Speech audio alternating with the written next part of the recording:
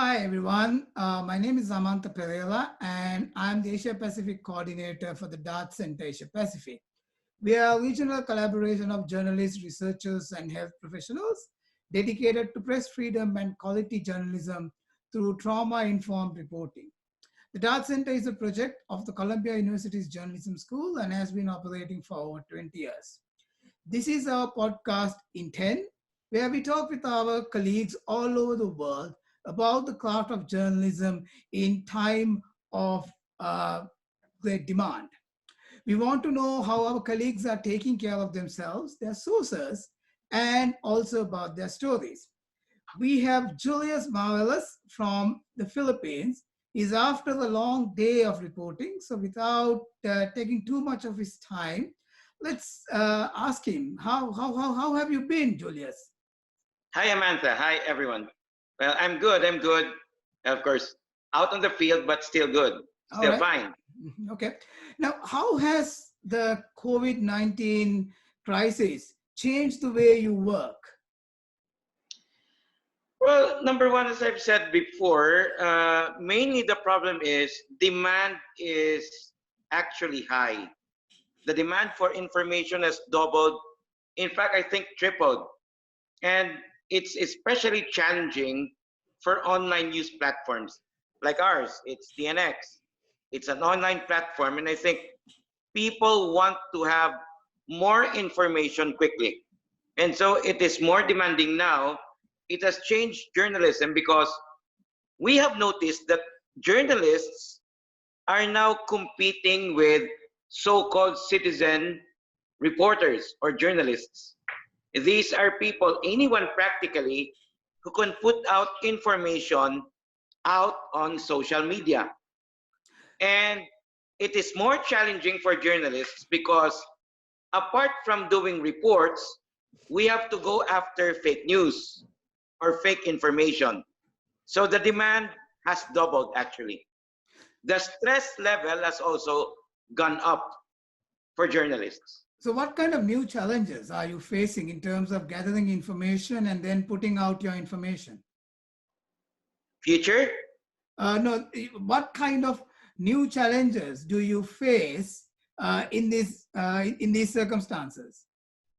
One, I think government sources have tighter control now of information because at this point, government officials remain to be the official sources. You cannot simply go out every day on the field because it is difficult. So now I think one big challenge is the control of information, the flow. And as I've pointed out before, documents and data sources are difficult to come by. So I think that is one major challenge now. Let's say that to a certain extent, government has better control of data and information at this point because you have to report mainly using official sources.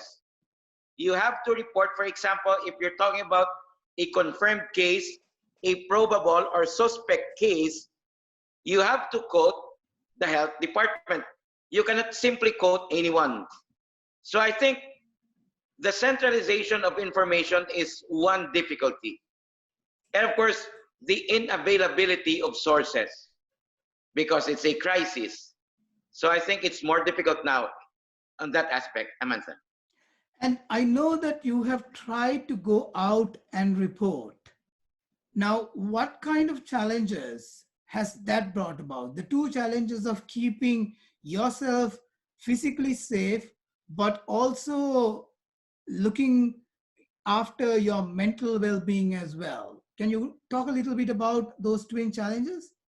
I remember in Bangkok, I don't know if you can remember in 2012, we talked about vicarious trauma. It is the trauma that rubs off on us reporters. I think that's one major challenge in terms of mental health. You can actually feel the trauma and the hardships of people you meet on the ground. And that is actually a difficulty. So for example, I go out mainly on the field with a small multimedia team. At the end of the day, what bothers me, what makes me feel tired, is not the physical. I'm a stroke survivor, Amanda. I walk with a limp, but I think the physical aspect is not as difficult as the mental part.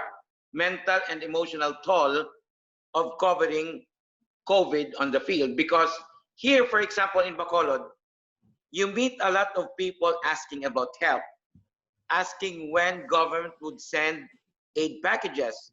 People complain. People face a lot of challenges, and this is hard for them.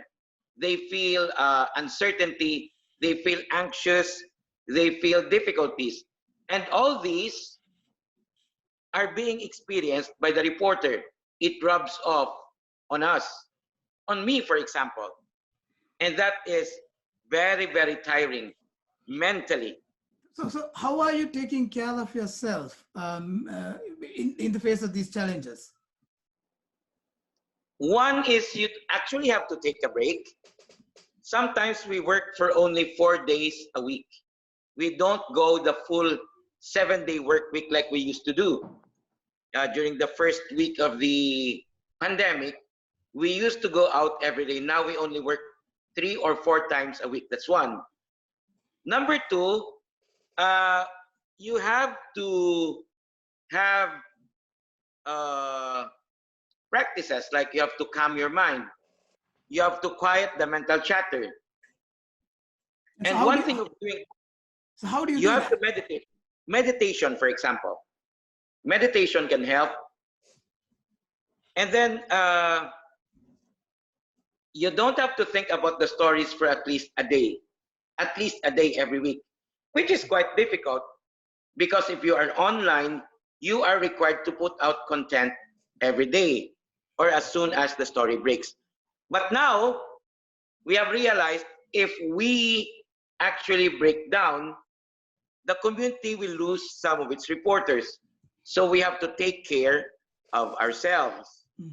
Although, frankly, Amanda, sometimes we discuss among ourselves, does the community care about its reporters? I think that's one difficult question now.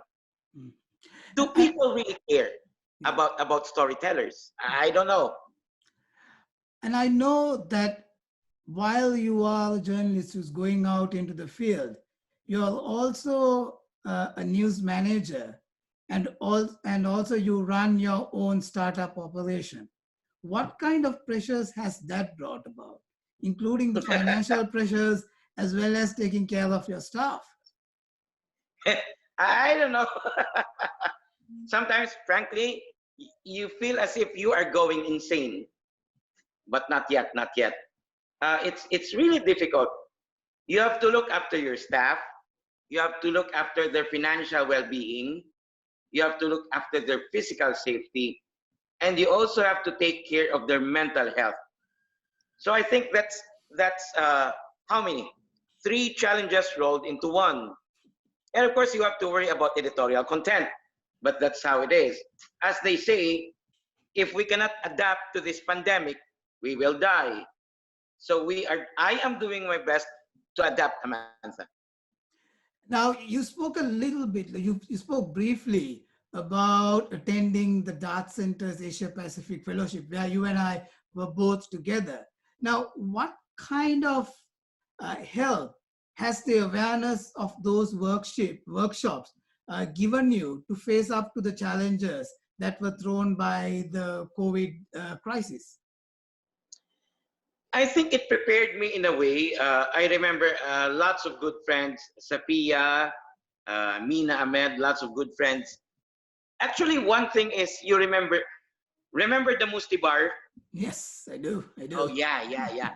Sometimes I look at pictures of the Musti Bar and it makes me feel happy. That alone. Memories can make you feel happy. And number two, most of all, I think the most important lesson of the dart training is you have to take care of yourself because no one will take care of you. Self-care. So that is the most important part. And of course, you can learn how to identify trauma, signs of trauma, even if it involves yourself. So yeah, I know I can spot if I am about to have a burnout or if a staff is about to have a burnout. So it's very useful what we learned during the DART trauma and fellowship, I mean, in Bangkok, Thailand in 2012. Yeah. And by the way, Before, of course, I can remember what Kate told us and Bruce Shapiro. I remember all those things. okay, And from you, of course, Samantha. and finally, if there were three things, if you were to give 3 points that you would take forward from covering this crisis, what would they be? What would be the three main takeaways from covering COVID-19? Number one, people still need journalists. Uh, I think the COVID pandemic only strengthened my belief in journalism that after all, it is still a noble profession. I mean, before this COVID pandemic, you know what's happening in the Philippines? Journalists are being questioned.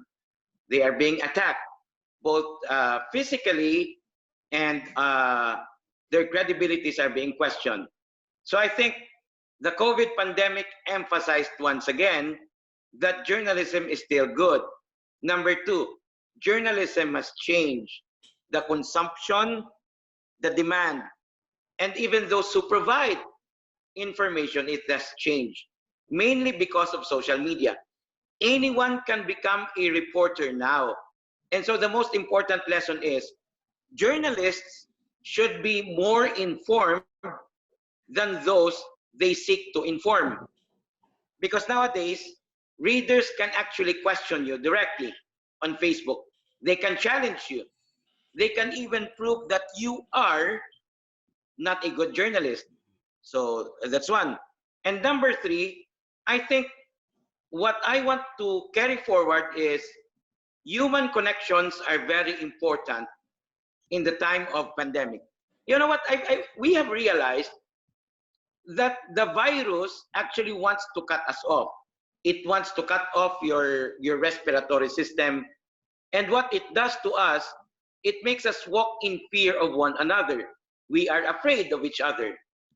But what is very important now is that we have to have strong personal connections, even among us fellow journalists. And of course, family. Family is very important. We have to look after each other. Those are the lessons I have learned so far, Amanda. Okay, thank you, Julius. Thank you for taking time out after a very tiring day of reporting to talk to us. And I think it's going to be really helpful, not only to our close colleagues in the DART community, but also to other journalists who are reporting under these trying circumstances. Thank you, Julius. Amanda, thank you. You take care.